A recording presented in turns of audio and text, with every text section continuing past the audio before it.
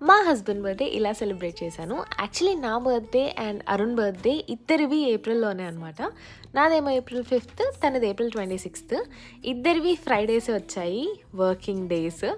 So, నా బర్త్డేకి పెద్దగా ఏం ప్లాన్ చేయలేదు. ఆ రోజు నాకు ఎక్కువ వర్క్ ఉండడం వల్ల ఈవినింగ్ ఫ్రెండ్స్‌తో గ్యాదరింగ్, కేక్ కటింగ్ ప్లాన్ చేశామనమాట. బర్త్డే స్టార్ట్ అయినప్పుడు అసలు వి డిడ్ లిటరల్లీ నథింగ్. 2:30 వరకు కూర్చొని నేను వర్క్ చేసుకుంటూ ఉండే.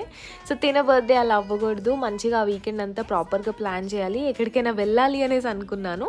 కానీ అది కాస్త బిస్కెట్ అయింది. So, what we did was ఆ 3 డేస్ ఓకే ఇంట్లో ఉన్న వేస్ట్ అవ్వకుండా మంచిగా ఆ బర్త్డే ఫీల్‌లోనే ఉండాలి అన్నట్టు ప్రతిదీ నీట్‌గా ప్లాన్ చేసుకున్నాను.